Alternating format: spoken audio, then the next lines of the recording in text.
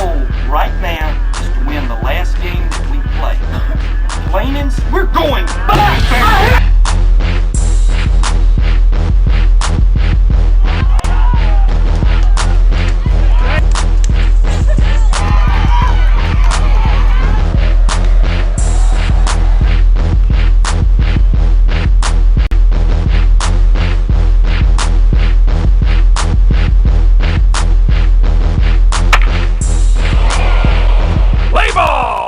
Hello sports fans, this is Spencer Henderson here with your Diamond Report. Now this week in Tallahassee, it was a big week for baseball and softball. Now let's throw out the first pitch with the Seminoles taking on the Virginia Cavaliers. After being held in check through the first 7 innings in Game 2, the Seminoles offense erupted for 3 runs in the 8th to capture their first series victory over the Cavaliers since 2008. Catcher Mike McGee led all players with the only multi-hit performance on Sunday as the redshirt sophomore went 2 for 4 with a double and an RBI. The 9th inning belonged to Robert Benincasa, who retired the Cavaliers in order with 3 strikeouts for his 6th save in as many chances. Brian Holtman picked up his first collegiate victory as he worked a scoreless 8th inning. Florida State and Virginia will wrap up its 3-game series Monday. Every time we're down just 2-3 runs, I mean, we know we got a fighting chance. I mean, obviously we can swing it, but what our bullpen has done this year has been a big plus for us, especially from this season, from last season.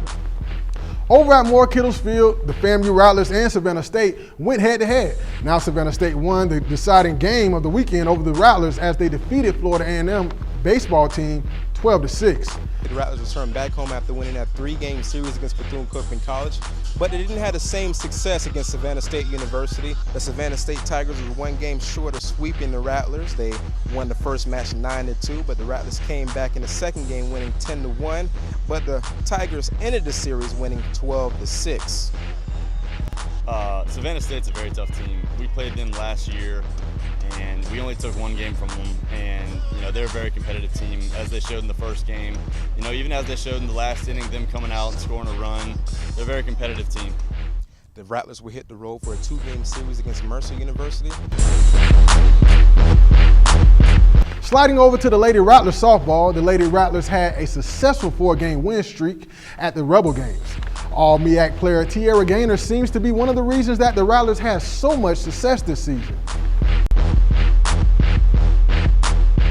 Tierra Gaynor is an awesome player. She is very good at hitting, number 1. Like when she gets on that field, she's going to play her best. She uplifts the team. She gives 100%, so it influences everyone else to give 100% as well. And she's all around a great player. Ever since she came to FAM, she's been an influential player, and she's so motivated. Like I love the drive she has for the game. She loves the team, and she always gives every player so much respect and support. She's a great player. She's a big hitter. She has it all. She's a great leader. She's what every coach wants and what every teammate wants as a teammate. Well, Tara's being a senior, and was a junior college player that came to us. So she has a lot of experience, and she works hard, and she not only works hard for herself, but she works hard for the team. She's taken some of the freshmen under her wing and showed them, and kind of let them know that this is how we perform, this is how we practice and play, and so she's been a great influence on the team. Swooping over to the Eagle Field, the TCC baseball team were in a conference rival game with Pensacola State College in the series to remember. Behind the dominant pitching of Nolan Thomas, the TCC Eagles were able to pull out the 7-1 victory over the visiting Pensacola State College. Thomas, who was 7-2 on the season, allowed only 3 hits and struck out 4. Nick Granganella powered the Eagles' offensive attack, going 3 for 4 at the plate. And on the ladies' side of the ball, the #1 Tallahassee Community College team rallied from a 2-0 deficit to defeat Pensacola State College in both games, winning Game 1 3-2 and Game 2 6-2. The Lady Eagles talked to us about how they worked their way to becoming #1.